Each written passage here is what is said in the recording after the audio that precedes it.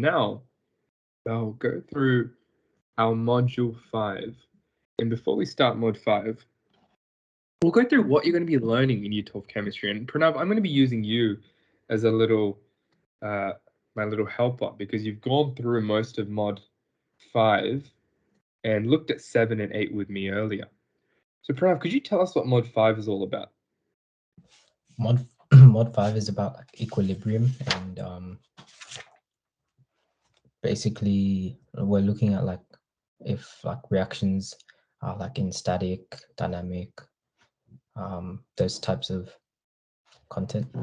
Good, right. And Shakina, going to you now, there are 3 big overarching theories or concepts in module 5. What would be those 3 big headings? If you remember your syllabus, there would be 3 big categories in mod 5 that you're going to be learning about. Do you know what those big categories are? What happens when a reaction doesn't go through? So very good. So that's the definition of equilibrium, right? So you'd be looking at the qualitative explanation for equilibrium, right? And Shakina, whose principle will we be applying for qualitative explanations about equilibrium? Le Chatelier's. Very good. And now taking us back to Pranav, what do you learn after qualitative equilibrium, Pranav? What do we cover next? Quantitative equilibrium. So we'll be talking about soon. We'll be using a letter called K to capture where an equilibrium is at. And we'll talk about that soon as well. And going back to Shakina, the last inquiry question of module 5, Shakina, do you remember what it's regarding? No, I don't, sorry.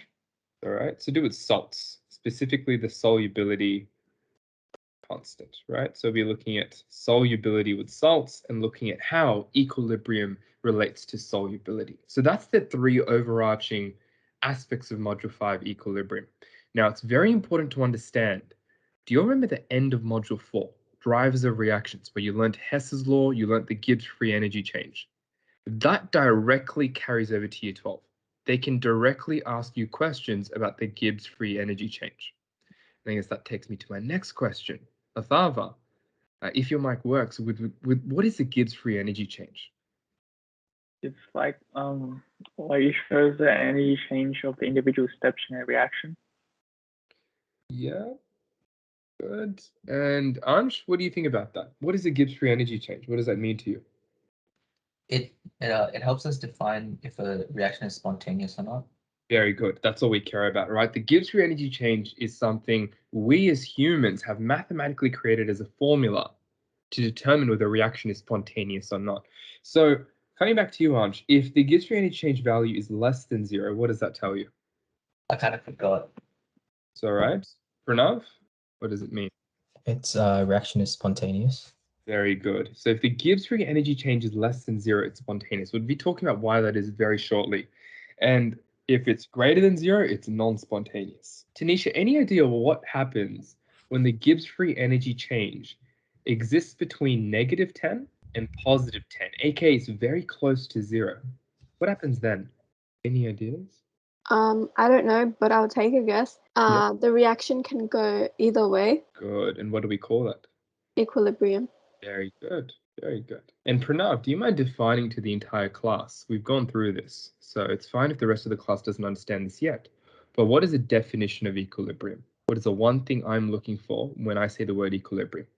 When the rate of the forward reaction is equal to the rate of the reverse reaction. Very good. Did you all hear that? I'd say that is the most important thing you'll learn today, right? Because with equilibrium, there's a lot of concepts we have. There's closed open systems, dynamic static equilibriums. But the key principle here is that an equilibrium occurs when the rate of forward reaction equals to the rate of reverse reaction. There are 2 scenarios that can happen, and I'll talk to you about that very shortly. So that's an overview about Module 5.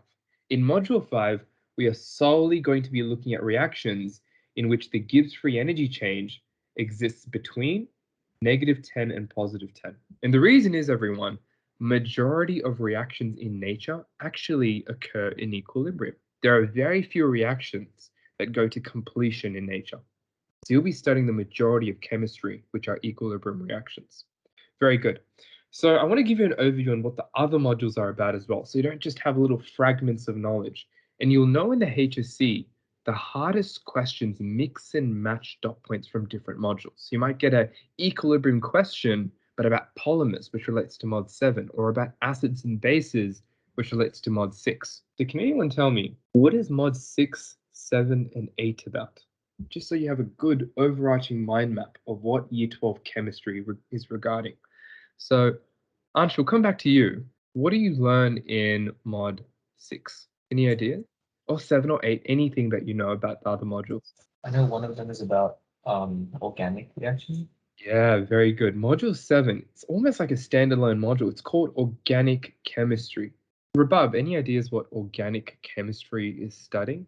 What does it mean to study organic chemistry? Studying this. I'm not sure actually. That's all right. So organic chemistry relates to the study of carbon and hydrogen. Any compound that primarily contains carbon and hydrogen falls under this pocket of chemistry called organic chemistry. And it's quite interesting because carbon and hydrogen, they kind of act like a married couple. They're always together, they have specific unique bonds, and it changes the chemistry there.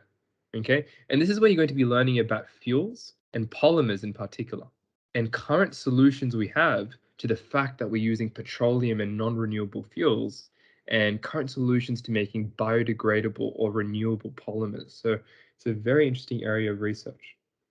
Very interesting area. Now, anyone know what mod 6 or 8 is regarding?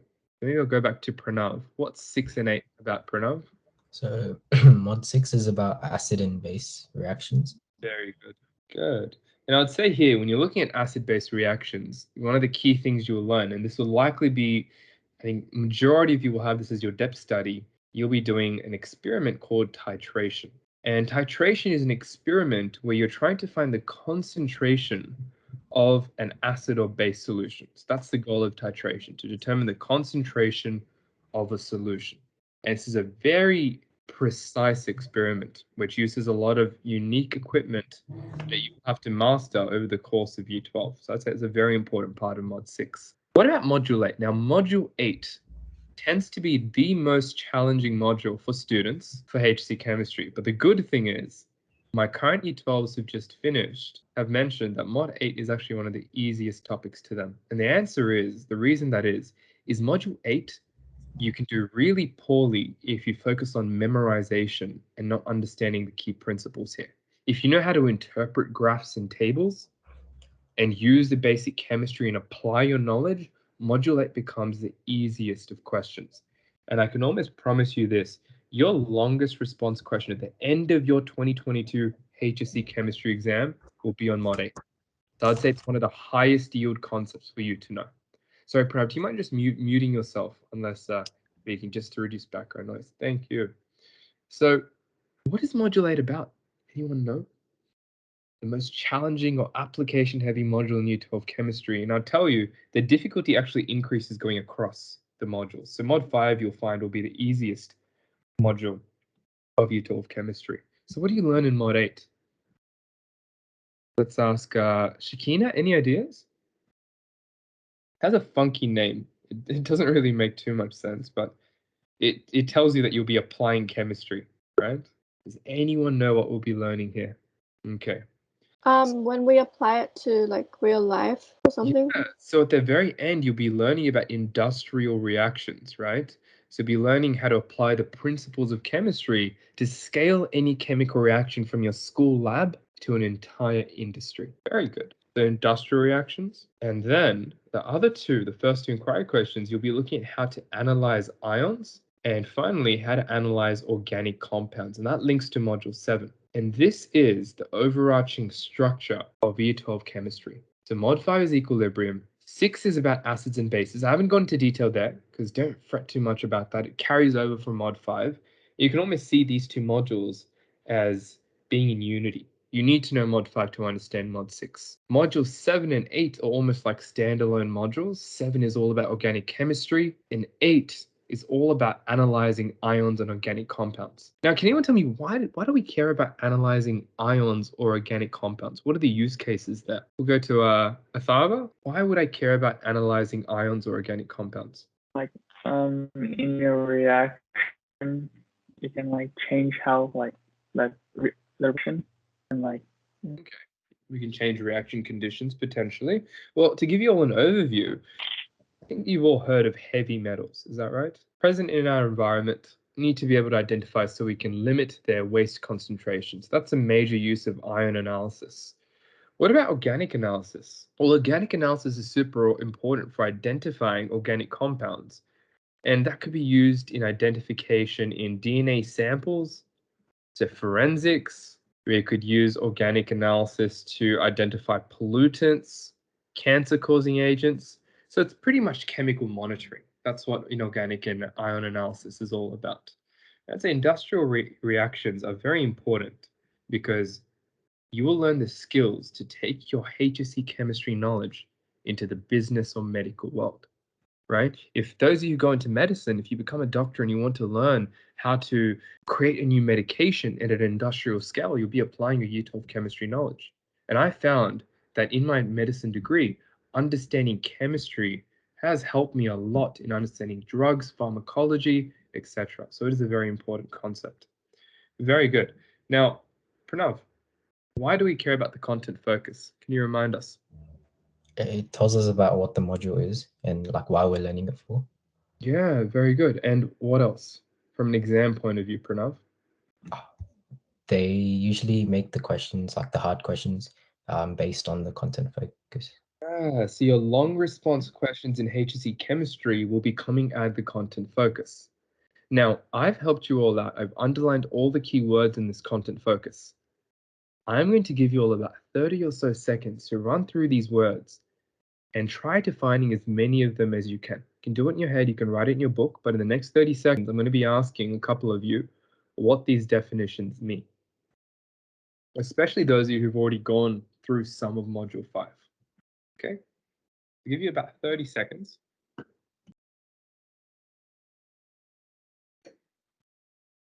Okay, let's jump through it. So, Rabab, you've gone through most of Mod 5. What does it mean to be an open or closed system? That's the first word that they've broken it down. And what does the word chemical system even mean? I remember open and closed system had to do something with like crossing a boundary. I think open was you can, and then closed you cannot. Like matter cannot cross a boundary. Okay, good. Good principle. What does chemical system mean? Any idea, Rabab? I don't know how to word it. Like Alright. chemical reactions. Yeah, that's it. So a chemical system is quite literally, imagine that a reaction is occurring where A plus B is combining to form C. The system is quite literally an imaginary line that we draw around the reaction, reactants, and products. Everything else can be regarded as surroundings. So whenever you see a chemical reaction, imagine drawing an invisible line around it, where that is your system. Everything outside of the system is the universe, and that is your surroundings. Does that make sense to everyone? That is what system means. So we're going to be using that word a ton when we talk about equilibrium. Next, Pranav, do you want to give me an explanation of open and closed? What does that mean? It's it's a type of systems that can occur. So an open system would be where energy can energy and matter can really be released. So like a cooking black pot, and then like closed system where like matter can't escape, but energy still can. Good. Very good, right? So that's exactly what an open and closed system is. So coming back to it, open and closed systems refer to systems, so chemical reactions, right? And the way you understand this is an open system is kind of like a cooking pot where you're boiling water and you don't have a lid. Do you all agree what's going to happen is the water will boil off, form water vapor, and then be released into the environment, aka would be losing matter. Is everyone with me? That is the definition of a closed system. A system where both matter and energy can be transferred. Everyone with me? Right? So that is what Rabab mentioned when she was talking about crossing boundaries. Specifically, it's energy and matter can both be transferred outside of the reaction system. That's why the term open is used. Now, with a closed system, the way I understand this is it's kind of like the exact same thought experiment. You have a pot, you've got boiling water. but you've now put a lid with a tight seal over that boiling water. Now, Tanisha, in that case, can we lose water if we've got a lid over the top? Good. But Tanisha, if you touch the pot and it's boiling, what would happen to your hand? It would burn. Exactly, right? So do you all agree energy is still being transferred across the vessel into the surrounding environment, right? And that is an example of a closed system. So the key principle here is energy is always transferred, everyone, outside a system. Energy is always transferred between a system and its surroundings. We can't stop that. What we can stop is matter being released or not. And if matter can exit a system, go to the surroundings, it's called a closed system. Good. Any questions at all regarding open and closed systems? Because I'm going to be asking you very shortly. Good. Good job. All right. Now, physical changes. Anj, take me through the physical changes that can happen in a chemical reaction. A change in matter is one of them. A change in? Change in solid, solid, liquid, or gas. State. Very good. State. Right. State. That's not Good. So a change in state is your key example of a physical change. What about chemical change? What are the signs that a chemical reaction has occurred, Rabab?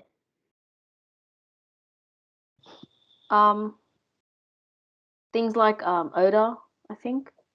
Okay. Change in odor. Okay. Anything else? The structure. Yeah, you could, let's say color would be another one. All right. Shakina, can you think of anything else? Participate, Yeah, so you can form a precipitate. Very good. evolution of gas. Very good, right? This would be the most important one. If you see an evolution of gas, what that means is gas is being released from that system. You'd see bubbling. That's all evolution of gas or effervescence means. It's fancy words for the same thing, but bubbling is a very key sign that a reaction has happened. There's one more I'm looking for. Pranav, can you think of one more change? Think about it. Pranav, when I use this symbol, you should be able to tell me what I'm talking about. So like heat being released. Yeah, very good. A temperature change of the vessel is another chemical change. Very good. So coming to the understanding that. Very good. Now, what was the definition of equilibrium again, Anj? What did we say the key definition of this word is? Because that's what this entire module is about, right? when the rate of reaction between the forward reaction is the same as the reverse one. Very good. That's all you need to understand, right? Now, I want you to remember this. There are 3 factors that can disturb this equilibrium. 3 factors. The 3 factors that can affect and change the rate of forward and reverse reaction are the 3 that's listed right here. I'm going to be asking you all about this very soon. So temperature, so heating or cooling a system can change the rates of reaction. Concentration. And finally, pressure. Now, the thing with pressure refers to the force of particles on the wall of a vessel. So imagine that you have a vessel here. This is your vessel containing compounds. If there are more particles, there'll be more collisions with the wall of the vessel, and thereby we'd say the pressure increases. Does that make sense? Now, you would have learnt gas laws, and there is a simple gas law known as Boyle's law that I'd like you all to understand coming into Year 12. Shakina, any idea what Boyle's law states? Is it pressure and volume are dependent on each other? Very good. Inverse, to be specific, right? And the way you can think about this is if anyone's played around with a syringe, but you've closed the opening end of that syringe and you've tried squeezing the actual plunger, you'd realize the more you decrease the volume, the higher the pressure gets. Pressure and volume are inversely proportional, and that makes sense. When the volume of a container decreases, so imagine a container like this. If there are 2 particles, and we decrease the volume from up here to here, there'll be more collisions with the wall of the vessel, and that will increase pressure. So decreasing volume increases pressure, and the inverse is also true. Very good. All right, and there you go. I would say the most important concept you will understand in Module 5 is Le Chatelier's principle. This principle will explain how an equilibrium will respond to these three disturbances that we've just studied. So temperature, concentration, and pressure, we mentioned, disturb this equilibrium. Le Chatelier's principle is a theory used to predict how the equilibrium will respond after we disturb it with those three variables there. Okay, very good. What about the equilibrium constant? Does anyone remember what letter I put in front of the equilibrium constant when I was explaining to you what you'll be learning in Mod 5? K. Yeah, very good. So K is the constant we'll be using to mathematically determine where an equilibrium is. Okay, and it will give us information about the forward reverse rate and the concentrations of reactants and products. We'll talk about that later. For now, just know the equilibrium constant is a quantitative way to look at a system that is in equilibrium. Very good. Very good. I think that's all the key terms. Does anyone have any questions about the content focus? Now, hopefully you know all the key terms in Module 5. Any questions at all? Good. I'm happy with that. All right. Now, I've added all these HSC exam verbs and tips on how to break down each exam verb, but I'm just going to throw you all in the deep end shortly and ask you questions about the exam verbs. This is important because if you get a question that's more than 4 marks, it's a long response in HSC Chem, you'll be using the verb to break down your plan for your answer. When it's 4 or more marks, if you see a question that is 4 or more marks, Pranav, what's the one thing that I've stressed you have to do? Define. Plan your answer. Plan your answer. And you're right, that can include definitions, that can include equations, but I'll be teaching you all exam technique, which is how do we plan an answer to get 4 out of 4 or 5 out of 5? Because you might know all the content with HSC Chem, but if you don't know how to plan an answer and write a concise response, that will cop you 1 mark. And if you lose 1 mark for 10 questions, you're immediately at 90 or at the border of the band 6. This is super crucial to making sure that you will get a band 6 for HSC Chemistry. Good. We'll come back to that shortly. Good. And this is just some tips and graph questions, etc. So you'll have access to all of these notes in your own time. So you'll be given physical copies and you'll also be given digital copies you can access via the edX website. So don't fret about me skipping certain pages. You can always have a read of this in your own time. I'm going to be going straight to the revision now. Shakina, we looked at drivers of reaction in Module 4, and you learned about 2 drivers. Do you mind telling us a bit about the 2 key drivers of a chemical reaction? Enthalpy and entropy. Very good. Enthalpy and entropy. Those are the 2 key drivers of any chemical reaction. And Pranav, what is a specific driver? When we talk about enthalpy, Pranav, what does that even mean? The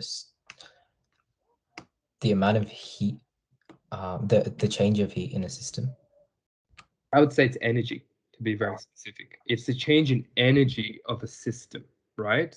And you'll know in year 12 chemistry, the main form of energy you'll be studying is heat energy. So Pranav is right. We assume all the energy change in a system is due to heat energy. But you do know there are exceptions to this, right? When we combust magnesium, for example, you've done this in year 11, what observation can we make? There's light. Yeah, we also release light energy, and sometimes you can even release sound energy, such as in the case with a hydrogen pop test, right? So in HSC, we assume that the main energy change is heat. So you can say it's a change in heat energy of a system, right? So remember, enthalpy is energy. Now, what's the goal, Anj? Are we trying to move to a higher energy or lower energy? Higher energy? Anj, let me ask you this. Would you prefer right now to run a cross-country marathon, or would you prefer to relax and watch Squid Games on Netflix? Watch Squid Games. Yeah, right. So this is a universal principle in nature. Everything in chemistry and nature wants to move to its most stable, lowest energy state. Does that make sense to all of us? So if I were to re-ask you the question, what is the goal? To move to a higher energy or lower energy? A lower energy. Very good. So all chemical systems want to move to a lower enthalpy. Now think about this. We were talking about systems, right? If a system wants to move to a lower energy, it must release its energy to the surroundings. So what kind of reaction would that be, Tanisha, when we release energy to the surroundings? Is that endo or exothermic? Exothermic. Very good, right? So the first driver of a chemical reaction is the driver to lower enthalpy. You have to be specific, everyone. You can't just mention enthalpy. It's a drive to lower enthalpy, and this is the case with exothermic reactions. What about entropy? Rabab, do you want to define what entropy is for us? It's a very interesting term, and there's so many implications in the universe from this. Isn't it like the measure of order or disorder? Yeah, specifically, it's the measure of disorder in a system, right? The randomness or disorder. That's how we'd say it colloquially. To be very specific, entropy is a number of variations or rearrangements of a particular atom or substance that we can have. If there are more variations, we say there is greater entropy, right? But in colloquial terms, you're completely right. It is about the degree of disorder or chaos in a system. Now, I want to ask all of you this. Don't think chemistry. Look around, the world around you. Think about your bedroom over time in an exam block. Does it become more disordered naturally, or does it become less disordered? More disorder. More disordered, right? And that's a universal phenomenon, right? If you think about this, we're all alive for about 80 years or so, a good 80 to 90 years. That's the human lifespan. The reason that death is inevitable is also an implication of entropy. Well, what is life? Life is simply ordered chemical reactions where A forms B at a fast enough rate so B can go on to form C at a fast enough rate, and thereby we make compounds like ATP and preserve life. But eventually, these reactions will become so chaotic and disordered that they don't occur fast enough and they produce a lot of byproducts. But when we get the breakdown of chemical reactions and they increase in entropy, that is death. So one of the complications of this driver that all reactions want to move to a higher entropy is that eventually things become so chaotic that the very status of life deteriorates. So as you can all see, chemistry trickles into every single part of life. Medicine, polymers, business, agriculture, everything. So it underpins the whole world around us. Very good. So the second driver is a driver to higher entropy or disorder. Very good. Now, what was a formula for the Gibbs free energy change? Because you are required, and the next question I'm going to give you is a question where you'll be calculating the Gibbs free energy change for me. So I know Pranav knows, and I will probably ask Tanisha, what is the formula for the Gibbs free energy change? I think it's the one that it's G, triangle G equals delta H minus delta S T. Good, very good, right? And so this should make sense, right? I think Ansh mentioned that when G is less than 0, Pranav mentioned this, when G is less than 0, the reaction is spontaneous. When G is less than 0, the case where this can occur is if your enthalpy is negative. Think about this. If your enthalpy is negative, you have an exothermic reaction. Does everyone agree? Is that not one of the drivers for a reaction, a drive to lower energy or enthalpy, which is exothermic? Now, what was the second driver we mentioned, everyone? When your entropy is positive, an increase in entropy. What is negative of a positive value? If you multiply a positive number by a negative number, what do you get? A negative number. Exactly, right? So when entropy is positive, this entire expression becomes negative. And we mentioned that the change in H is negative. A negative plus a negative will give you a value less than 0.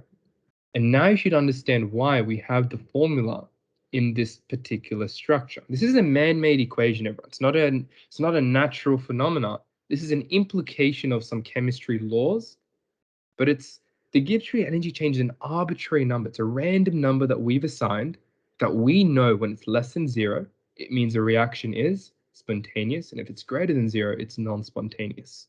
And Rabab, if it's between -10 and 10, what did we say? It doesn't. It could go either way. Which means, remember now you have to use chemical terms. What's the name of the module?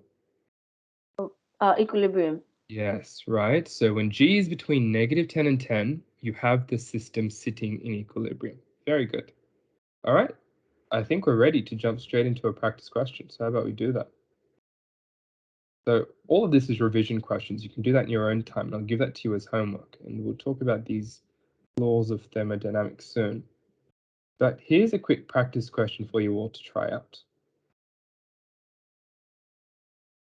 And I think, Pranav, you might have already done this question before. If you have, Pranav, what I would urge you to do, since you've done a majority of the module, is there'll be additional questions at the end of this booklet that are HSC trial questions. Go down and start doing them, because, or maybe I'll quickly show you all.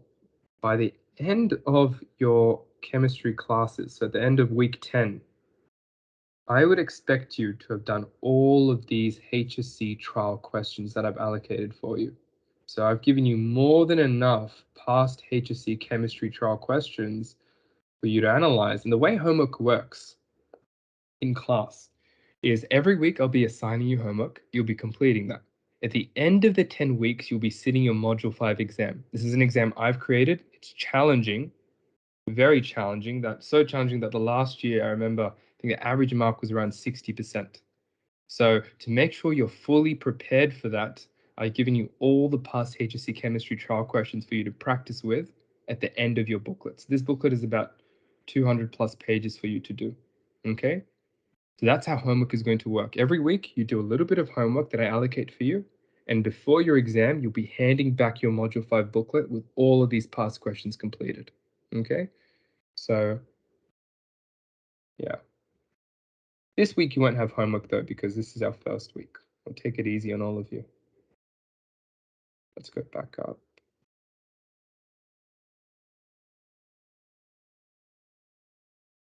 Here's your question. So I'm going to give you all about a minute to start with this, and then I'm going to start asking us a couple of questions for this.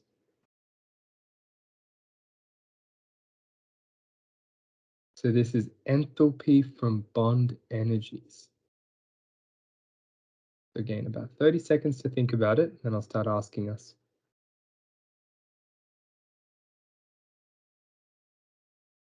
Okay, we'll start our approach to this question together. So, Rabab, take me through the key principle here. We're talking about bond energies. So we'll talk about bonds. Rabab, when you break a bond, the breaking a bond, does that release energy or does that require an input of energy? Releases. Okay. Can everyone raise their hand if they agree? Breaking a bond releases energy. Okay, let me ask you all a question, right? Shakina, if you were to get my hand, let's say you were very upset, so you broke my radius here, you broke this bone, would that require you to input energy or would that release energy? I would have to input energy. Exactly, right? So now Shakina is never going to forget that the breaking of bonds, it's like the breaking of bones. You need to input energy. Whenever you break anything, you need to input energy. So the answer is that it doesn't release energy, it inputs energy into the system, right? You need to input energy into a system to break bonds. Does that make sense to everyone? Now, contrastingly, let's talk about particle collision theory, because this is going to tell you what's going to happen when we form bonds. Who wants to describe what particle collision theory's definition is? Very important theory, because you'll be using it to explain a certain thing that I'll be asking you soon.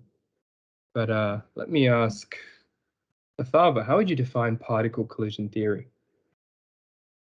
It's like the I think it's the chance or rate of two particles colliding and like reacting. Yeah, you're completely best right. theory? You said that we use it to explain rate. Okay, we use it to explain rate, but I don't want you to mention the word rate in your explanation of particle collision theory. All particle collision theory says, Athava, is that two particles will collide with one another, right?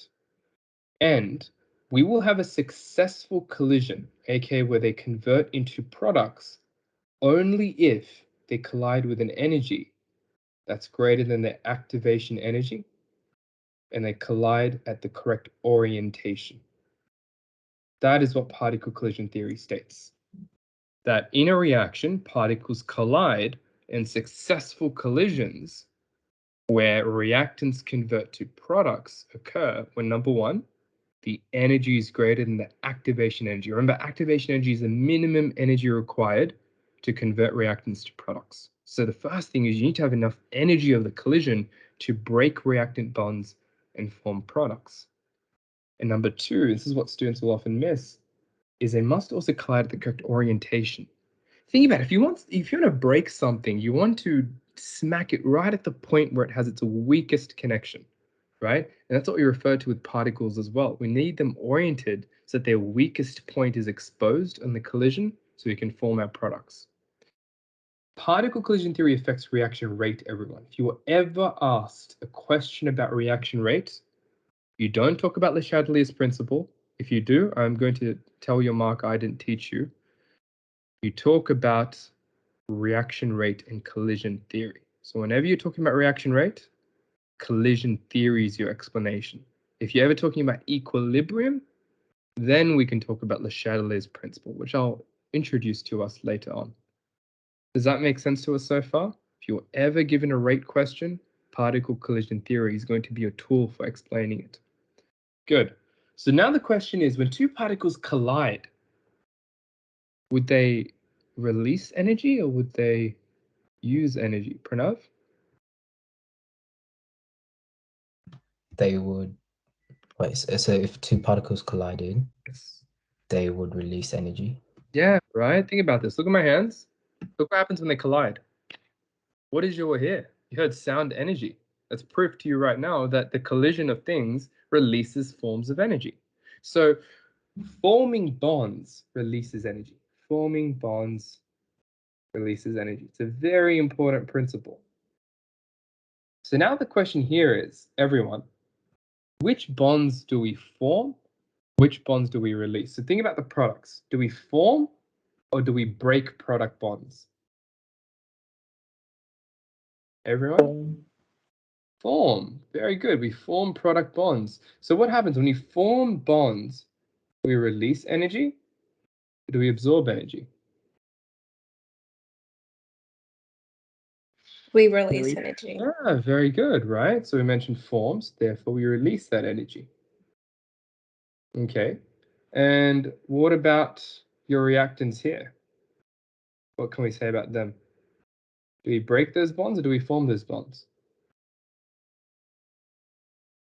We break those bonds. Do you all agree? You need to break reactant bonds to form products. Does it require an input of energy or does it release energy? An input of energy. Oh, very good. So what's your general formula going to be like? Because in chemistry, if you're ever stuck, you always do two things. You write your equation, you write your data. Data's all here, so you don't need to write anything. And then you start using formulae, right? What formula do we know? So what's the formula for calculating enthalpy from bond energy? The sum of the products Uh, minus the sum of the reactants, is it? Yeah, does everyone agree? Pranav, what do you think? Okay, so so products release energy, so they have to be exothermic.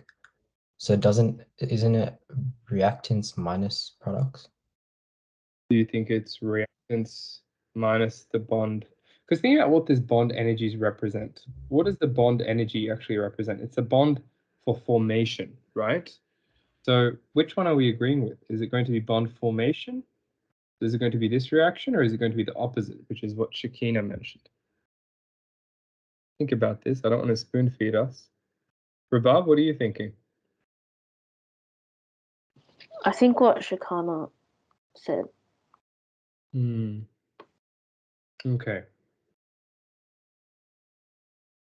So I would agree that your enthalpy change is due to the change in bond energy of your products minus your sum of your bond energy of your reactants. Okay. So that would be the formula for your enthalpy change, and that's how you'd calculate it. Because although we release energy from forming products, those bonds are formed and they're fixed, right? This process refers to additional energy that's released when we form products. So forming bonds releases energy in the process, but you also form this specific energy that gets trapped in the bonds of the compound. So that's part of the system. Does that make sense to everyone? So when you form products, you form product bonds, that becomes part of your system. Remember, your system is your little invisible arrow around your chemical reactants and products. So the gist here is exactly what Shakina mentioned. It's the sum of your bond formation or your bond energy of your products subtracted from the sum of the bond energy of reactants. So give this question a quick go. And so the next step would be, what bonds are formed, which bonds are broken? So we see CH4. Does everyone see that? CH4 has how many carbon-hydrogen bonds, everyone? 4. Yeah, very good. So in our products, we want to mention, so I'll write products in our reactants. Well, for our reactants, we've got 4 CH bonds. What other bonds do we have? What else do we have, everyone? We've got 4 Cl bonds, right? So you'd find that as well. And what about our products? I want you to do the same. How many carbon-chlorine bonds do we have? 4 as well. Oh, very good. And how many HCl bonds do we have? 4. Very good. So just sub that in. So your products is going to be 4 times your chlorine-carbon bond times 4 times your HCl bond. And you're going to subtract that from 4 times so this is going to be a reactant, so everything on this end, times your chlorine-carbon bonds, times 4 plus 4 times your carbon-hydrogen bonds. So what do we get as our answer? 464 kilojoules per mole. 464 kilojoules per mole. Now, whenever you get your answer, how many sig figs do you round it off to? It's a very important point, because in the HSC, they will mark you on this. The lowest number of whatever's there. Yeah, very good. So Shakina, what's the lowest number you see? How many sig figs? 3. 3? Okay. Well, what I would do is I'd think about what data we used first, right? Because we don't care about every single number here, because we didn't use all of the numbers. Does everyone agree? What numbers did we use? We used the we used the chlorine-chlorine bond, which is 242. We used the hydrogen-chlorine bond, which is 432. We used the carbon-hydrogen bond, which is 413. So you're completely right, it would be 3 sig figs. And you've got that right here. So I'd say correct. If you were to use this, Pranav, how many sig figs would your answer be to? That's 2. Very good. So your answer would be to 2 sig figs. Good. So that's a quick recap of how to calculate enthalpy from bond energies. And that can be asked in the beginning of year 12 as well. So make sure you understand that. Good. I guess the next point will be a question about... I have a question. Yeah. About the previous question. Yeah. You know how you wrote reactants, in the reactants there's 4 times ClCl? Yeah. Why is that? Very good question. So this is where it can get confusing per se, but this is something you need to be wary of, right? Now, first thing you should do whenever you're asked about bond energies is draw out the full structural formula of all of these compounds. So if you see CCl4, that's going to be carbon with 4 chlorine atoms bound around it. Does everyone agree? But do we also see how there's a number in front of the compound itself? This represents the stoichiometric ratio. It's kind of like a cooking recipe. If anyone's cooked before, what this is basically saying is we need 1 part of this substance with 4 parts of this substance to form 1 part of this substance and 4 parts of this substance, right?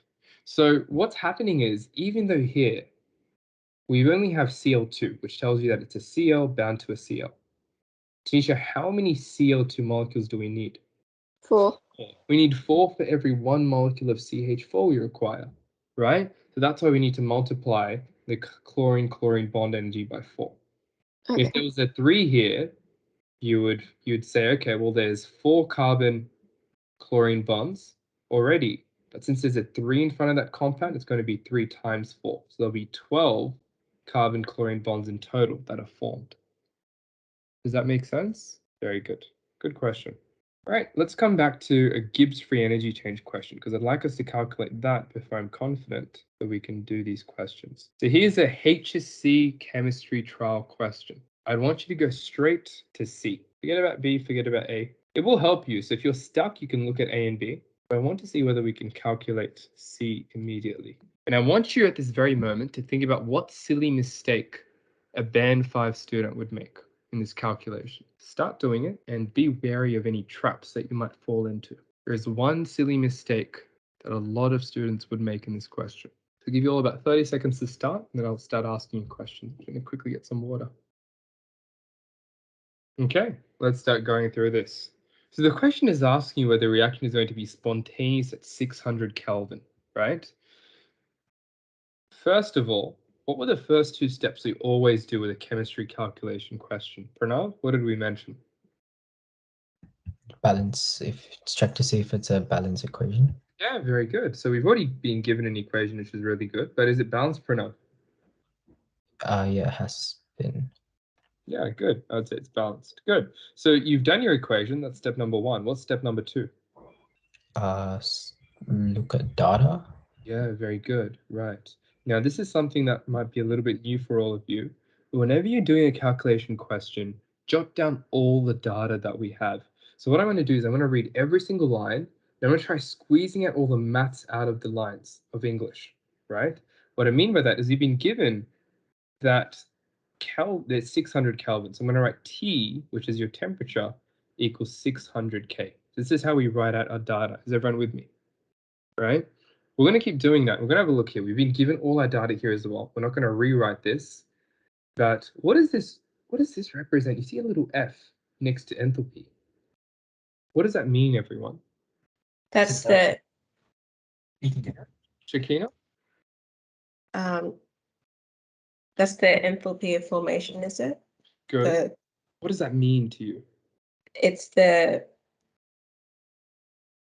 energy like released or produced by each of them.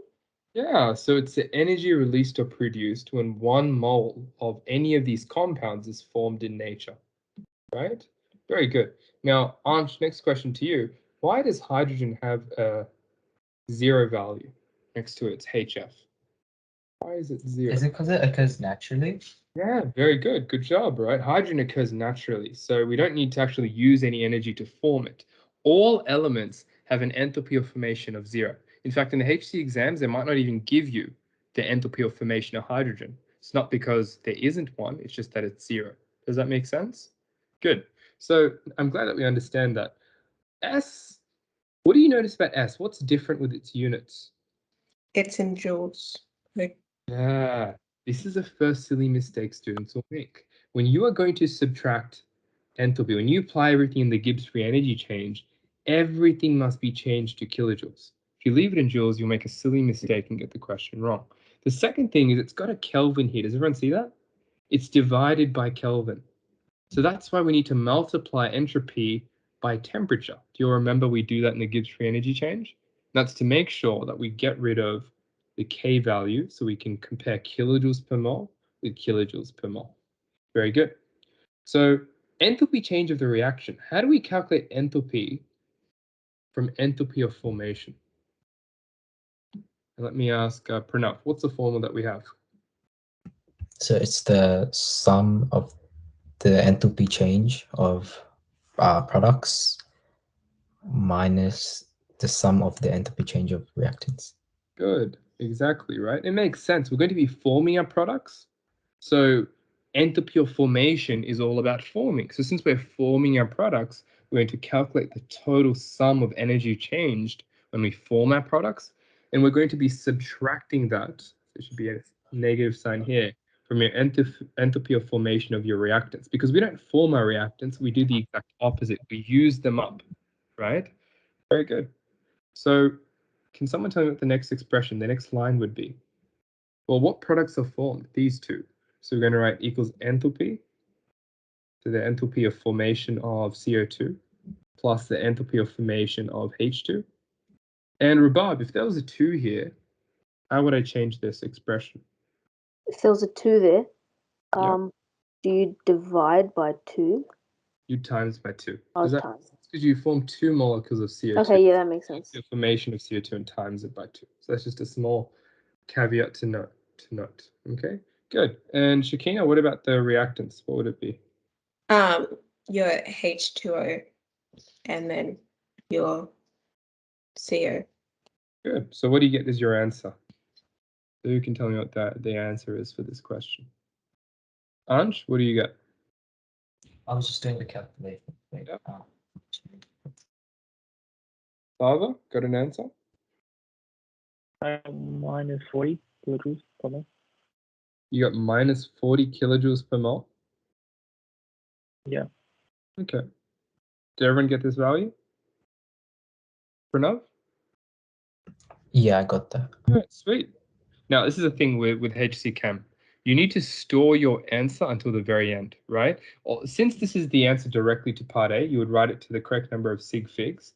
So in this case, how many sig figs would this question be to? 3.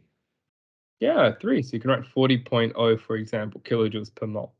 But in your calculator, I'd like you to store this as A for now, okay? Even though it's a whole value, I want you to get into the practice of storing your answers until you're at your final answer. Good. Does everyone know how to store in their calculator? Shift, store, alpha, right? So find the shift button, store. There'll be a little STO, and there'll be in red, you can pick any of the numbers. Does anyone not know how to store their answer? It's completely fine. Just means your teacher hasn't taught you. I forgot how to do it. Okay.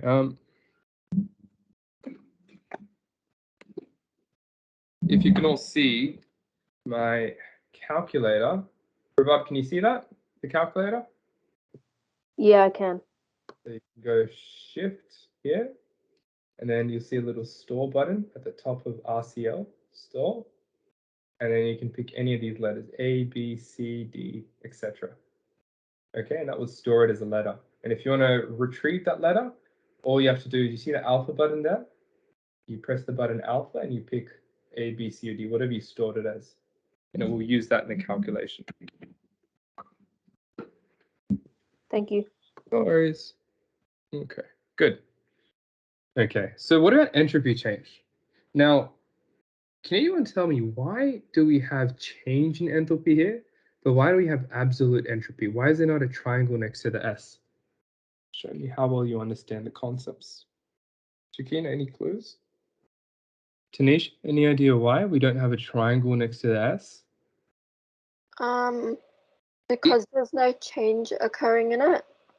Oh, there is a change. The reason is, everyone, you can't ever look at a molecule. If I gave you a molecule and asked you to calculate the energy of this molecule, it's impossible to do, right? You can never directly get a compound or a molecule and calculate its energy. If I got Athava and asked all of you, I gave you all the world's most leading equipment and asked you to calculate Athava's total energy at one point in time, it would be impossible for you to do so because there's so many different energies that are forming, changing, etc. It's much easier to measure enthalpy change or energy changes. We can measure how Athava's body temperature changes when he runs versus when he's at rest. And so it's the same principle in chemistry. Enthalpy directly is impossible to measure, so we always measure changes in enthalpy, whereas entropy itself is easier to measure, so we can calculate the direct entropy of substances. Okay, so that's the principle there. Good. The formula will be the exact same. The change in entropy is equal to the sum of your entropy of your products, except we don't have to write enthalpy of formation, because remember, formation is a change. Formation is when you form something. And so that's why it's a change in enthalpy, right? We don't have to worry about formations here because we can directly just measure the entropy of something. So it's just going to be entropy of products minus the sum of your entropy of reactants. Same exact formula, but you're just going to be subbing in what's on the right-hand side. What do we get? As fast as we can, because I do want to start upon the Chatelier's principle and static dynamic equilibrium shortly. Pranav, what did you get? Yeah, I got -42 joules per Kelvin per mole. Good. I like that you've stored it in joules, right? So now what you can do is you can convert that to kilojoules per hour to be safe. So you can say it's equal to -42 times 10 to the power -3 kilojoules per Kelvin per mole if you'd like, right? Good. And you do it to 3 sig figs as well. Well, technically, everyone, we didn't have to use 3 sig figs here because we technically also used H2, which was 0, which was just 1 sig fig. So 40 would be the correct answer for A. You don't have to write 40.0. And for here, you could write 42.0 because on the right-hand side, all the data points are to 3 sig figs. Does everyone see that? Yeah, so you'd write your answer in B to 3 sig figs. So 42.0 is 3 sig figs. This is just to be very pedantic, but it's good practice. Good. And you can store this as B. Good. Now, all you need to do now is sub it in the Gibbs free energy change, which is change in enthalpy minus temperature times change in entropy. So we said it was 40 minus 600 times 42. We had negative here as well. Now, my little tip for all of you, when you're subbing in the Gibbs free energy change, write your units in the calculation. What I mean by that is write 40, so that was -40, write -40 kilojoules per mole minus 600 times -42 kilojoules per mole per Kelvin. And that's 600 Kelvin. So we can start cancelling everything out so we're certain that our units are correct. So what's our final answer now? That's -40 minus 600 times -42. Make sure you've got this as a brackets. I got -14.8. So what's your consensus? Is it spontaneous or non-spontaneous reaction? Spontaneous. Good. Could it form an equilibrium? Mm, Remember, the -10 to +10 is not a hard and fast rule. It's anywhere close to -10 or +10 is an equilibrium. What is this, Pranav? Remember, you could have a Gibbs free energy change that is -3000. That is normal. So -14, do we agree, is very close to -10. yeah. So if you had to make a conclusion, Pranav, in your exam, what would you state? Is it spontaneous, non-spontaneous, or an equilibrium? Equilibrium. Very good. Right, so that would be your answer to this question. Good job. Because remember, what is the question asking? It's asking whether it's spontaneous or not. So we say yes, right? It forms a chemical equilibrium. It's not completely spontaneous. It forms an equilibrium where both the forward and reverse reaction rates occur. Good. And how many sig figs is our final answer going to be in? Rabab, what would you say? 3. Yeah, very good. So your answer is already to 3. So you're right. Good job. Good. And your next question here, this is straight out of a 2020 paper, and this is important because photosynthesis is one of the equations in HSC Chem that you do need to know. I'll show you where in the syllabus it shows you that. But for now, I want to see whether we can interpret the Gibbs free energy change here. So tell me what our answer is. Let you all have a read of this for 20 seconds, and then I'll start asking people. Quite interesting. Photosynthesis is the basis for all energy on our planet. If you think about this, all biological energy, the energy you have right now, came from photosynthesis. Where did that come from? The sun. So all energy or biological matter on Earth comes from the sun. Okay, let's start with this, right? The first thing you've been given is that the G value is positive 2,866. Straight away, Tanisha, spontaneous or non-spontaneous?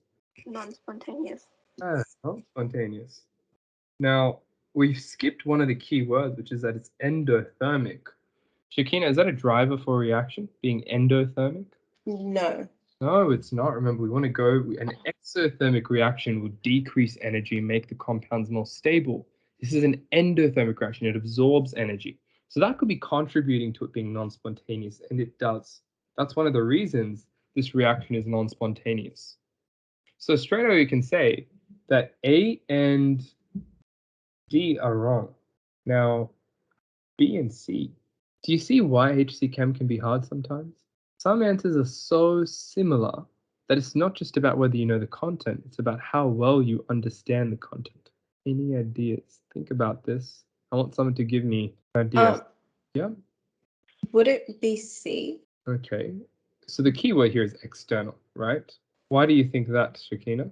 I'm just looking, because it's endothermic, it requires energy to be put in, and it requires a continual supply of. Yeah, so where must that energy come from? Remember, this is where you start talking about the system, and it depends on how well you understand the word system. So the system constantly needs an energy input. Where must that energy come from, Shakina? The sun. Yeah, that's why I kind of gave you a little tip there, but it's external. Very good. So the answer is C is a better answer than B. Do you all agree? B is right. There's nothing wrong about B, but this is going to teach you the hard part about HSC Chem MCQ is not picking the right answer, it's about picking the best answer. So between B and C, do we agree C is a better answer because it specifically identifies where that energy is coming from? It's from the surroundings, not from the system itself. Does that make sense to all of us? This is how nitpicky you need to be in HSC Chem. It's all about meticulousness. I know so many students who understand everything in HSC Chem, but the reason they may not be able to state rank the subject is because they're not meticulous. I want you all to focus on underlining every keyword and being as meticulous as possible. Good. Now, usually everyone, I'm sorry, I usually give you all a break at 2:30 at the 1 hour mark. We've gone a little bit longer than that. So I'll let you all have your break now. We will recap at about 2:50. What's the time now? It's about 2:50. So we'll recap at about 2:55. Okay, so feel free to turn off your cameras, you stretch, get some water, and I'll see you all in about 5 minutes. And I'll start taking us through the syllabus dot points of Mod 5 chemistry. Make sure you all stand up and stretch. If you stay seated, you'll fall asleep. I would fall asleep if I was just listening and seated. Okay. All right, see you all at 2:55. Okay, once we're all back, feel free to turn your cameras back on. We'll jump right into it. Good. We'll just wait for everyone else. Perfect. Okay. All right. So when it comes to your Mod 5 content, how should you be creating notes for your module? So, Arch, how do you create notes in Year 12? Are you going to handwrite it? Are you going to type it up? How are you going to structure it? I usually handwrite all of my notes for any subject. It just helps me learn better. I'd probably go by inquiry question. Yeah. See, what I would encourage you to do. This is the thing you have to realize. When you first write your notes for Year 12, there is so much content, number one. And number two, you have no clue what's high yield and what's not high yield because you haven't done enough exam questions. Does that make sense? So I think you all have to realize the first time you write your notes, they're going to be poor quality. They're not going to be good. Okay? So that is why I would encourage you to actually start by typing it up. And once you've done exam questions, you can make a summary that's about 4 or 5 pages of an entire module that's handwritten, right? So if I was you, I would rather type it up. The reason being that your knowledge will always change. You'll always learn new things from doing questions that you want to go back and revise the way you worded things. But if you handwrite, it takes a long time and you can't make many corrections. So save the handwriting for the end once you've done exam questions. Does that make sense? Type up module notes in class as you go. Understand they're not going to be good. Do exam questions. Go back and copy paste the sample answers into your module notes. And then when you're ready and confident, you can handwrite. And ideally do palm cards as well as if you'd like as well. Does that make sense? Now, how about the way we structure it, Pranav? How are you going to structure your syllabus notes? Like look at the dot points and try to structure it that way. Yeah, copy paste the syllabus and then answer the syllabus. Have a look at how I'm answering the syllabus. I'm answering it in dot point format. Do you all see that? That's all you need. Okay, so write dot point answers to syllabus dot points. So this is exactly how my notes are structured, and you'll get access to my notes as well. So one tip I could give you is if you're really up for it, what you could also do is not write notes in the beginning. Use my notes heavily. Teach yourself my notes. Do exam questions, and while other students are handwriting and writing their notes, do more questions than them. And then at the very end, handwrite. And that could also be another strategy you could use, and I think that would also be equally helpful depending on how you learn. Does that make sense? Good. All right, so we spoke about reaction systems. Enthalpy, could you sum up what does open and closed system mean again? Open system is where the energy goes out of the system and like into the outside surroundings. Good. And the closed system is where only energy can move out, Good. and matter only stays in. Good, right? And Ansh, looking at this diagram, what do you think an isolated system is? Remember, an isolated system is theoretical. It's not an actual system per se, right? It's all about theoretical chemistry here. What do you think is happening in an isolated system?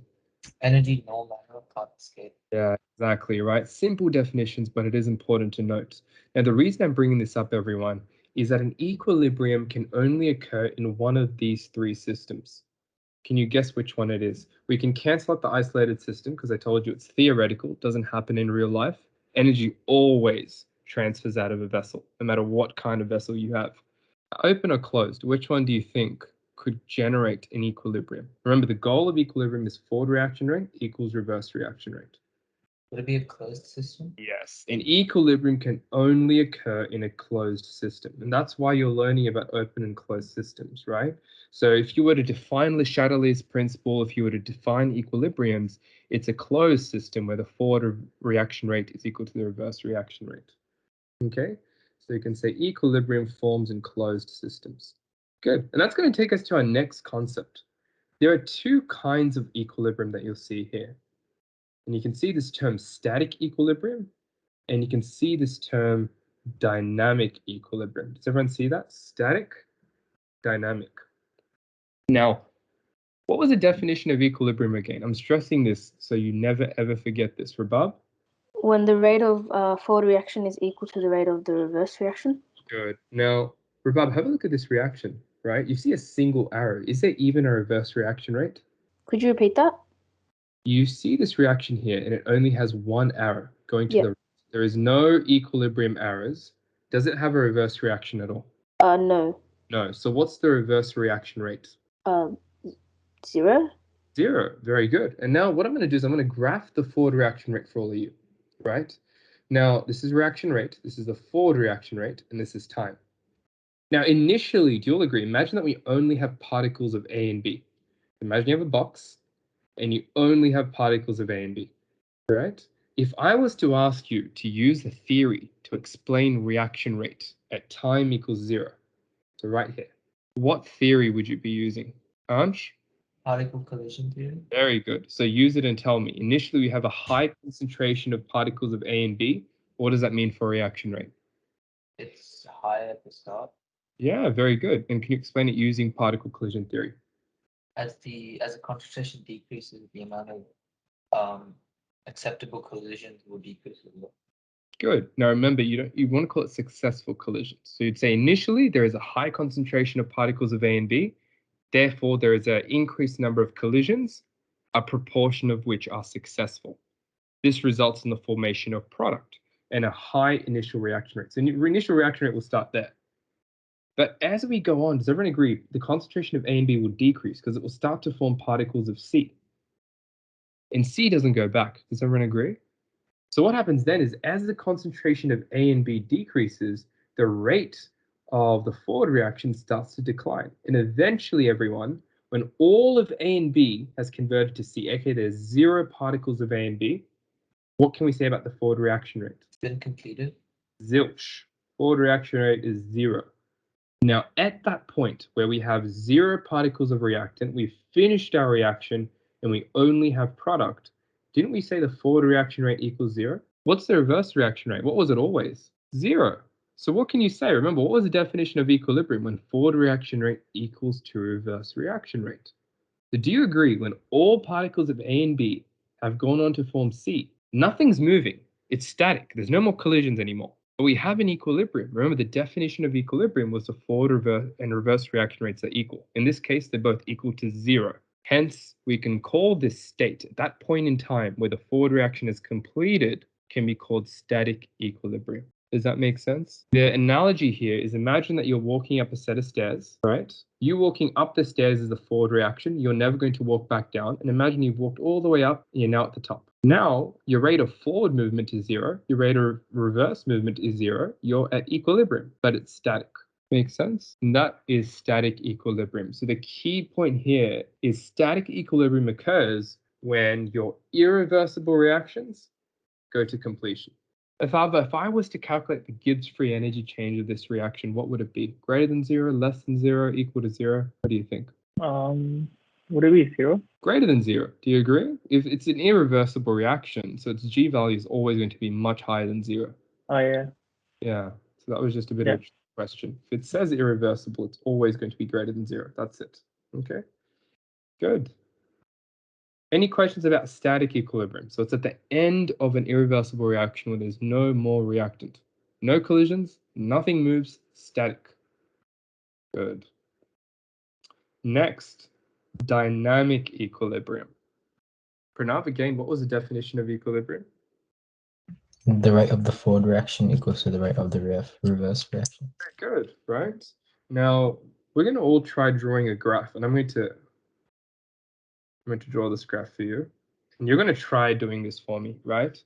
So we know eventually that this reaction, since its G value is between about 10 and negative 10, we know that the forward reaction is going to occur. Does everyone agree? So as time goes on, the forward reaction will be occurring because there's particles of A and B. I want you to imagine we've got a vessel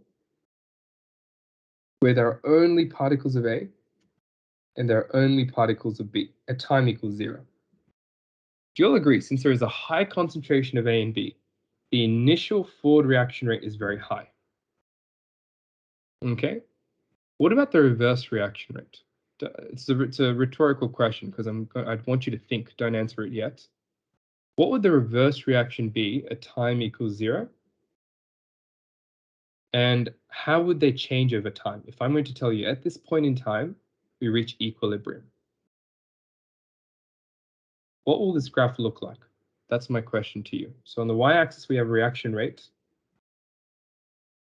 On the x-axis, we have time. And the exam question for you is, what would this reaction rate time graph look like for a reversible reaction that reaches equilibrium at this point in time? I want you to quickly draw that in your book. It doesn't need to be perfect, just a crude drawing. And hit the raise hand icon once you've got your answer.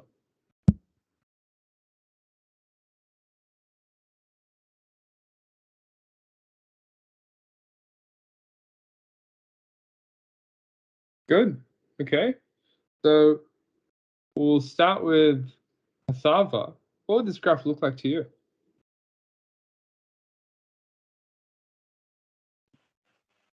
So start with the forward. What's going to happen? So like, as it reaches equilibrium. I think it's gonna like go curve down. Yeah, it curves down. Decrease at an increasing rate. Very good. I wouldn't say it decreases at an increasing rate, otherwise it would look like that. Right? And then it would exponentially drop down to 0. Oh, yeah. Yeah. What should happen is it should decrease at an increasing rate. And it will plateau. Yeah. Constant at equilibrium. Okay, and the reason for that is as time goes on, there's going to be less particles of A, less particles of B, less collisions of A and B. Right? What about the reverse reaction rate? We initially, do you agree we have no particles of C? So there's no collisions, so the reverse reaction rate will start at 0. But then over time, do you agree, as particles of A and B collide and form C, that increases the concentration of C, and it will form more particles of C. So the reverse reaction rate will increase. But eventually that will plateau as well. Because what will happen is for every particle of C that's being produced, it will react and go back to form A and B.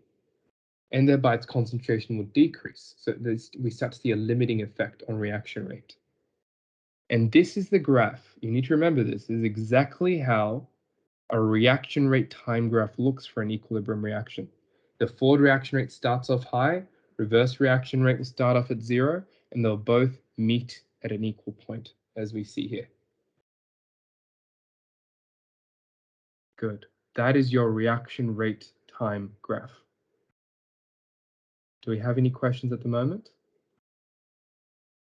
Good. Good job. Okay. So what we're going to do now is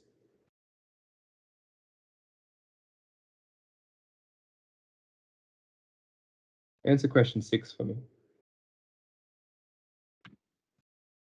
Then you got an answer, can you raise your hand?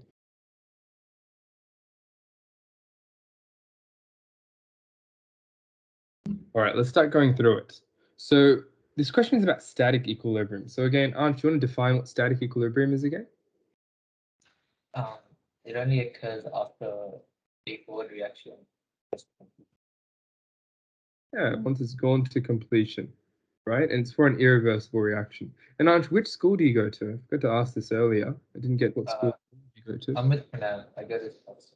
Okay, and Athava, is that the same for you? No, I go to William Carey. William Carey. And Rabab, what school do you go to? Al Faisal College. Okay, and Tanisha? Moorbank. Moorbank, right. Okay, so you've got a mix of different schools. That's good. Okay, so yeah, the answer is the irreversible reaction that has gone to completion. So which of the following does not apply? Do you agree that we said the rate of forward and reverse reaction rates are equal to 0 at static equilibrium? Right, so that does apply. So the answer is that's correct, or we cross that out because the question is asking what's incorrect. There is no exchange between reactants and products. Atava, what do you think about that? True or false? At static equilibrium. By exchange, does it mean like it forms from the reactants into the product, or That's exactly what it like means. does It's saying, is A and B still going to form C, and is C still going to form A and B? Right? That's what an exchange there is no exchange. Yeah. Yeah, there is no exchange. So that's correct, or we cross that out because looking for the incorrect answer, right? So that would straight away mean, Atava, that C is it our answer? Sorry? Is C our answer? Yeah. Yeah, because that's Yeah. We don't have a steady exchange. We have no exchange, right? Not a steady exchange. So that's not correct. And so that would be our answer because it's asking out what doesn't apply. And Pranav, can you tell the class a little bit about D? What do you think about D? The concentration of products and reactants are always constant At equilibrium. Very good. That's a very, very important point, right? The concentrations of all substances, they don't have to be equal. Remember, only reaction rate has to be equal. That's why I've been stressing it over and over and over again. Concentration is just constant. Reaction rates are equal, but concentrations are constant, aka non-changing at equilibrium. So that is completely correct, and that is not our answer. So your answer is C. Very good. So do you all see how you're learning a little bit and a little bit more and more from every single exam question you do? That's what exam questions do. They buff up your knowledge and they fill in any weak areas and they test and reinforce weak links. You need to be doing exam questions from day one, right? You don't want to start doing it after doing the entire module because I promise you, you'll have no clue how to approach exam questions at the end of a module. You should be doing it as you go. Very good. And so now we go to a few reactions. Read the syllabus dot point because you need to know what the syllabus is asking you.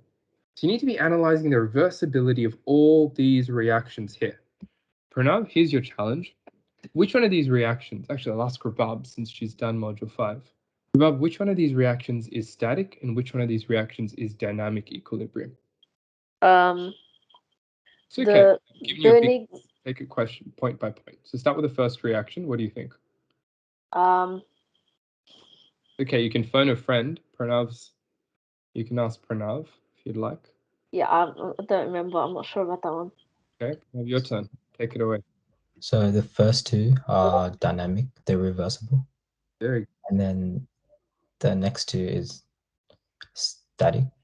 good, right? So the rest of you might be thinking, first of all, how does he know this? Second of all, what's the logic? Because you don't memorize in chemistry. If you memorize in chemistry, you do crap in the exams. You need to understand what's going on here. So Pranav, what's the logic behind why burning is static, aka it's an irreversible reaction, which means, what does it mean about the Gibbs free energy change? So burning is exothermic. So Gibbs free energy is less than 0. Yeah, because it's spontaneous. Why is that? It's because it's an exothermic. Yeah. Yeah, right. You need to think about this. Now, a little tip for all of you. If you're ever asked about spontaneity of a reaction, I like to use thought experiments. Every great scientist, every state ranker, every great student is able to apply their knowledge in thought experiments. And I like to use this little car as my analogy. Ansh, or does anyone for that matter, has anyone started driving or learning how to drive? Yeah, Tanisha, what do you need to press to cause a car to go forward? The accelerator, Yeah, good. And to stop the car, what do you press to brake it? the brakes. Yeah, right. Very simple. A kindergarten student would be able to tell us that. Now, to apply it in chemistry, the drivers of chemical reaction are the two drivers here, which is to lower enthalpy and to higher entropy. Now, when this doesn't happen, if we have a driver to higher, so let's say we have an endothermic reaction that moves to a higher change in enthalpy, that will start acting as a brake for the reaction. Or if we have a reaction that's moving to a lower entropy, that'll also act as a brake. Does that make sense? So if you ever asked why a reaction is spontaneous, aka why it's a static equilibrium, because remember, static equilibriums refer to when A forms B, there's no reverse reaction, and it's spontaneous, right? In that case, the reason it's spontaneous for these two equations at the bottom is because they're both highly exothermic. So what does that mean? It means that the driver to lower enthalpy is acting and pushing this reaction to spontaneity. Additionally, everyone, if anyone's seen an explosion before, does that increase entropy or decrease entropy? Logical question. Yeah, a lot of you are pointing up. It's going to increase entropy. So burning also increases entropy. So both drivers are pushing this car forward. So will this car move forward or not? Yes, it will. So that is why combustion reactions are always spontaneous. Hence, they will only form static equilibriums, not dynamic equilibriums. There's no reverse reaction rate. Does that make sense to all of us? So that's the logic there. Burning equals combustion equals drives the reaction forward as enthalpy and entropy are drivers. Very good. Now, the other two reactions we're going to talk about now, and I'm going to be teaching you all a principle to understand those reactions. So we'll start with our first reaction here. Pranav, do I need to memorize this entire reaction? Looks really fancy. No. No, not too important. I can almost guarantee they'll give you the equation and you'll just have to apply Le Chatelier's principle. So don't worry too much about memorizing this. Don't even worry about memorizing the color changes. They'll give that to you. Now, this is an equilibrium, and you can see clearly it's a dynamic equilibrium. Can everyone see that? The two arrows there? And if I rub that out, it was a double arrow showing you that. It goes backwards. Now, Ansh, what's the Gibbs free energy change going to be for this reaction? Greater than 0. Greater than 0? What do you think? If it's in equilibrium. Oh, wait, between 10 and... Yeah, very good, right? If it's a dynamic equilibrium, it has to be between positive 10-ish to negative 10. Remember, it can be up to 15 to positive 15, but it's the ballpark number. Now, Asav, what can you say? Heat is on the left-hand side, which means heat is being absorbed. Is it endothermic or exothermic? Endo. Yeah, very good. It's greater than 0. Good job, right? And finally, you see these color changes. Now, in your experiment at school, what you'll be doing is you'll be adding things and removing things. So you could be, e.g., adding potassium chloride. Now, for some reason, what you'll notice is the solution will increase in blue color. Originally, it will be a slight mixture of pink and blue, as you see here. But when you add potassium chloride, this cobalt chloride solution will become increasingly blue. And Pranav, what will happen when I, let's say if I add more cobalt chloride, Pranav, what color will the solution become? It'll become pink. Pink. Now, I hope the rest of you are confused right now. Why is it changing color out of nowhere? And to understand why it's changing color and the way things are changing, we need to apply a famous principle that was proposed by Henri Le Chatelier. Before I tell you this principle, in the content focus, there were 3 things, exactly 3 different things that affect equilibrium. Rabab, what were those 3 things? Concentration, pressure, and temperature. Very good. And when you say pressure by Boyle's law, what else do you want to say? Volume. Remember, pressure and right, okay. volume are like inverse twin sisters. If you increase pressure, volume must decrease. If you increase volume, pressure must decrease. They always work hand in hand. So remember that. Okay, good. So these three factors disturb an equilibrium. And Le Chatelier's principle helps you understand how the system or the chemical reaction will respond to that change. Does that make sense to all of us? Very good. So looking at this equation right here with your cobalt that's going up, we'll talk about how Le Chatelier's principle affects this. So for now, just note the small color changes. It can turn pink, it can turn blue. And what I'm going to do now is I'm going to show you Le Chatelier's principle. Pranav, do you want to give it a go at explaining it for the class? So when there's a change in an equilibrium system, according to Le Chatelier's principle, there'll be a counteracting change to bring back the system to equilibrium. Okay, good, good. Now, question to all of you, does anyone do all three sciences? Or is anyone doing any other science? Physics or bio? Very good. Ansh, what other science are you doing? I'm doing physics. Good. Athava, what are you doing? I'm doing all three. Oh, amazing. And Rabab, what about you? Bio. Okay. Now, Rabab, have you learnt about homeostasis? I don't think so, no. Okay. And Athava, have you learnt about Lenz's law or Faraday's law in physics? No. Ansh, you learnt any of Yep. those? Not yet. Okay, well, you'll all learn there's a beauty with understanding all the sciences. You need to all realize biology, chemistry, and physics are different sides of the same coin. And the coin you're studying is the universe, right? If you're looking at biology, you're looking at the level of organisms and cells. You zoom in deeper to bonds, you're looking at chemistry. You zoom in deeper to the quantum interactions between molecules and particles and atoms and subatomic particles. That's physics. It's all just different scales looking at the exact same thing. What you'll notice is in all of the sciences, there are unifying principles. And one of the key principles is whenever you disturb something, that specific phenomena will aim to counteract the disturbance. It's the way generators work, everyone. The way we create electricity in today's world. The way your iPhone gets charged so you can, scroll through TikTok and Instagram is that we change the magnetic field around a wire and that starts to produce a current. And the current produces a magnetic field that's going to go back and try to oppose, counteract, and dissipate the external magnetic field. That's the principle behind Faraday's law in physics.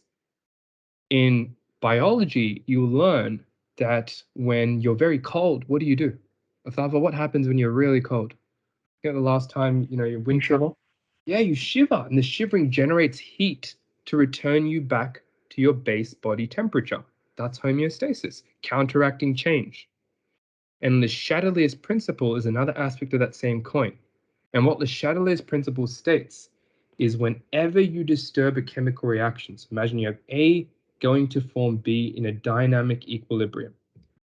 If you disturb this reaction in any way, it'll favor either the forward reaction or it'll favor either the reverse reaction to counteract that disturbance and return back to its stable state.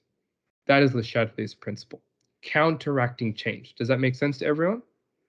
Now, the next thing I'm going to get you to highlight, because there are a few very important terms you need to know about LCP. What do you see I've bolded? There's a reason I've bolded 2 words in my entire explanation of LCP. We don't completely counteract change, we partially counteract change. Okay, so if I increase the concentration of something by 1 unit, the reaction will shift to decrease its concentration by less than 1 unit. It will never be back to 1 unit. Does that make sense? It's always a partial counteraction of change. And I think Pranav's seen graphs on this, but it becomes very, very important when you look at concentration time graphs. It is a partial counteraction of change. So let's talk about how to think about Le Chatelier's principle. Pranav, what were the 3 questions that I've taught you that you need to always ask yourself to answer any Le Chatelier's principle question?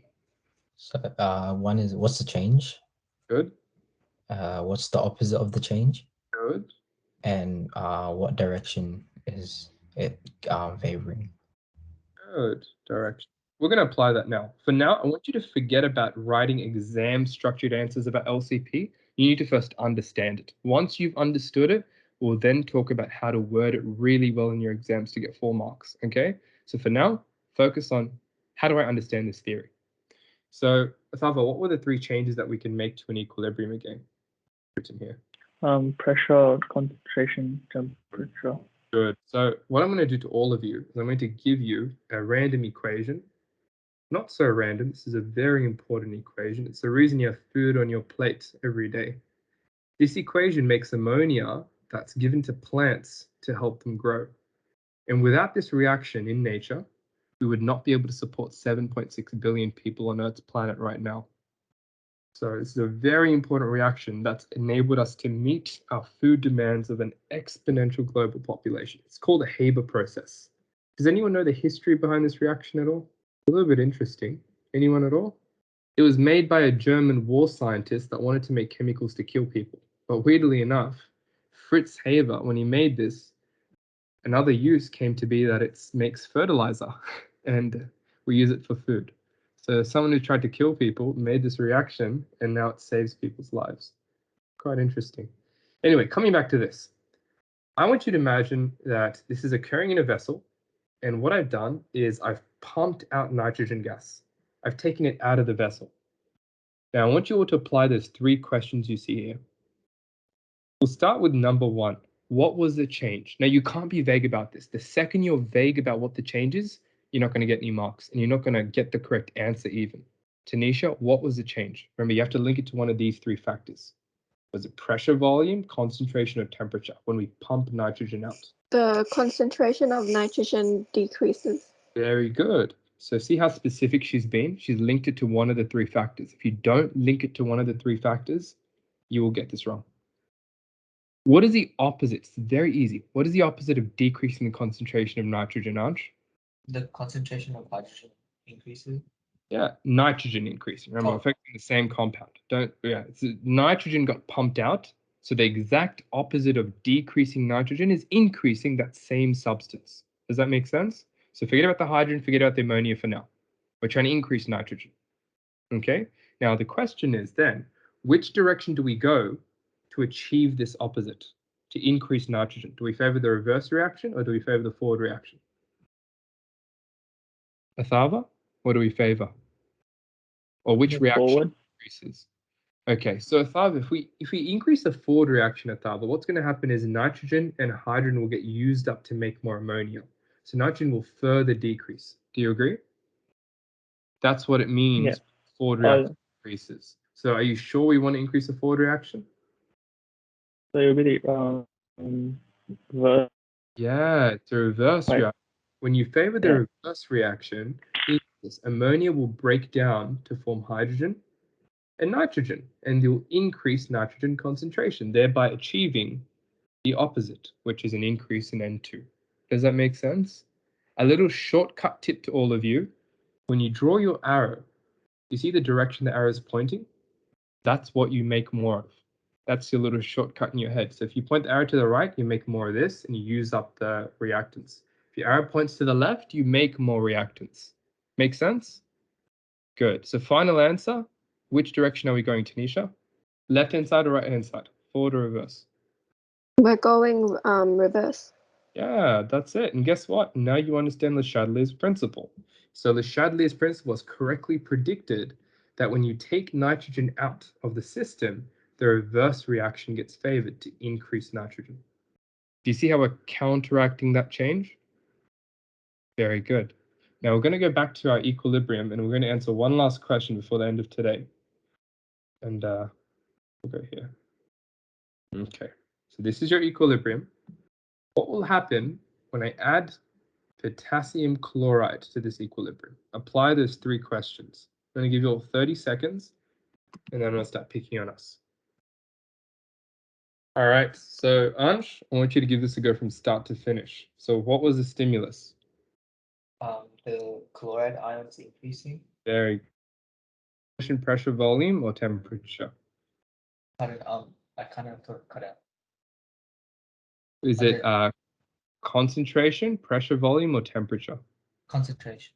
Very good. So you want to mention concentration of chloride ions increases. What's the exact opposite of that? A decrease in chloride ion.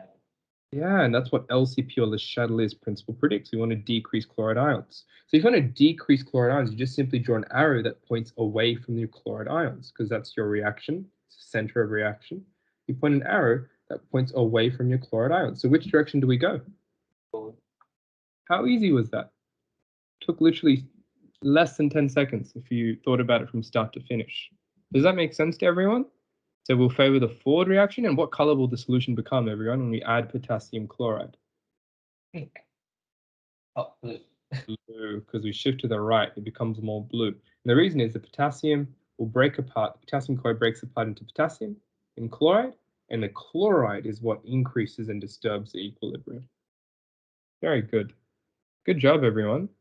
We've already started going through LCP in our first ever lesson, so we're going through good speed. I'm not going to give you homework this week, but homework is go back, revise Gibbs free energy change, make sure you're confident with Hess's law, make sure you're confident with LCP, try doing some more questions, and I'll give you all a huge tip here.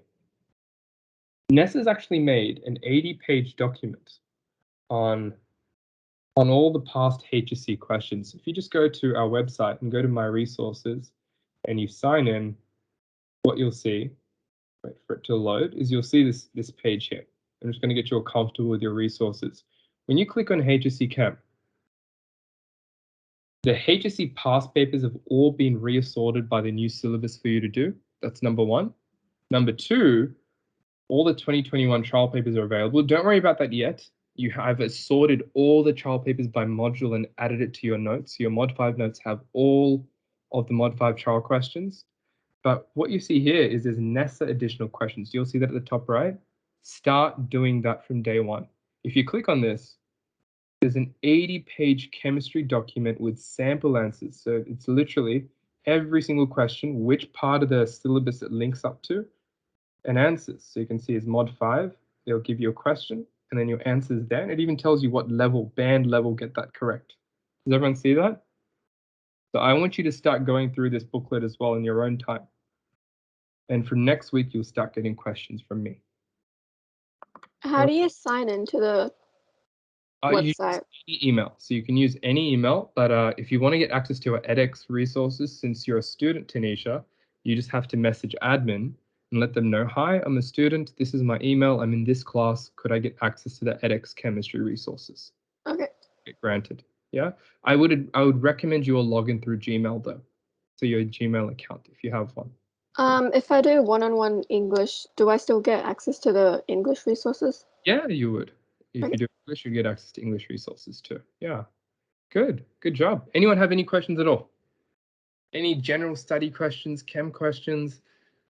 Nothing at all? You're all ready to smash out week 2 of school? Year 12. Good, good. I do have a question. You know how you did the UCAT, right? When did you really starting for it, like hardcore? Around now, I'd say around December to Jan, you'd want to start. And you'd want to start doing questions in time conditions. I'd recommend getting the Medify question bank. Start doing the questions. There's so many YouTube free videos on how to learn UCAT approach to questions. So watch a couple of them, start doing the question banks, and that's all you need, honestly. You don't have to spend, the whole $1,000 med entry 1-day training package. You just need to do, watch a few seminars, get the Medify question bank, time yourself, track your progress, and you'll do well in the UCAT. Okay. Did you find the UCAT hard? See, I sat the UMAT, which was a 3-hour version. It was pen to paper in Olympic Park. So it was very stressful because you could see James Ruiz, Balcom Hills, they all come up in their, high school uniforms, ready to sit that exam. So it is very daunting. But this year they did it from home and it was 2 hours, which is what the UCAT is. So it's become a bit easier, but more time crunchy in the sense that some questions are only 14 seconds you have to do, right? So I would say It is hard because it requires you to think as hard as you can for 2 hours nonstop, which is not what we're used to. But yeah, I think the tip I'll give you all is you don't need to do only UCAT to be a doctor. You just need it to get into medicine. I've never had to use my UCAT knowledge in my medical degree or as a practitioner. So it's just to get into medicine. That's all it's for. Okay. What's the difference between UMAT and UCAT? UMAT's old. It's a 3-hour paper version. UCAT is a 2-hour online. That's the only difference. Okay. Yeah. All right. On that note, I'll leave you all to it. Have a great week, and I'll see you all next week. Thank you. You guys. Bye. Bye. Thank you. Bye-bye. Thank you. Bye. Bye. Have a good day. You too. See you.